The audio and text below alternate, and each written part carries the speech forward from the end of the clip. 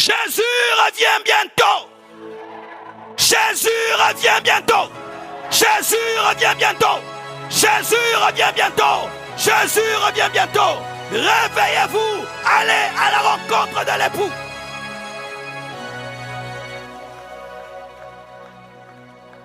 Sans cela, ce n'est plus l'évangile.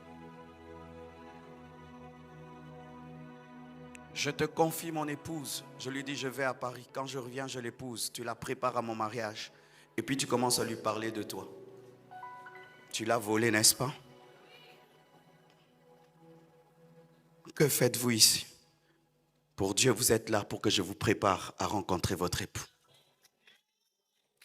Quand vous lisez les épîtres, c'était le seul travail des apôtres. Quand tu es païen, il t'amène à la foi. Une fois que tu as la foi, il te prépare à rencontrer l'époux. Tout ce que Paul enseignait, c'était pour garder l'église dans la foi, pour rencontrer l'époux. Tout ce qu'il faisait. Jésus revient bientôt. C'est un message eschatologique, le cri de minuit. C'est un message eschatologique. C'est un message de la nuit. Et c'est quoi la nuit? Et c'est là que je vais entrer dans la profondeur de mon message. Nous sommes dans la nuit, mes frères. Regardez le monde qui nous entoure. Et même quand je vois le vôtre, vous avez des immeubles, des gratte-ciel, la technologie, tout est beau, des belles voitures, des métros, des avions, mais beaucoup de suicides. Pourquoi? Il fallait que vous soyez heureux. Pourquoi vous n'êtes pas heureux malgré tout ce développement? Pourquoi vos cœurs restent-ils vides? Pourquoi, malgré la beauté qui vous entoure, vos cœurs sont remplis de laideur? Pourquoi autant de divorces? Pourquoi autant de divorces? Pourquoi cette montée du paganisme et de la perversion? Pourquoi ce refus de Dieu? On chasse Dieu de partout. On chasse Dieu de l'université. On chasse Dieu des institutions.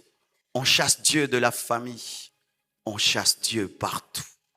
On veut même chasser Dieu de l'église. On veut chasser Dieu de l'église. La croissance du péché. Jamais le monde n'a été autant dans le péché. Au point où tu as peur de donner à ton enfant un téléphone. Tu ne sais pas ce qu'il va regarder dedans et ce qu'il va trouver dedans. Aujourd'hui, la virginité est devenue une chose rare. Une fille de 12 ans a déjà connu un homme et c'est normal. Les parents trouvent normal même que leurs enfants vivent dans la débauche. C'est normal de vivre dans le péché. C'est interdit d'interdire. Le péché ne fait que croître et grandir. La pourriture, plus moderne, mais malheureux et triste, sans joie, ayant des amis virtuels au lieu d'avoir des amis physiques, ayant des relations sur Internet, des personnes qu'on n'a jamais rencontrées et négligeant les personnes que nous voyons.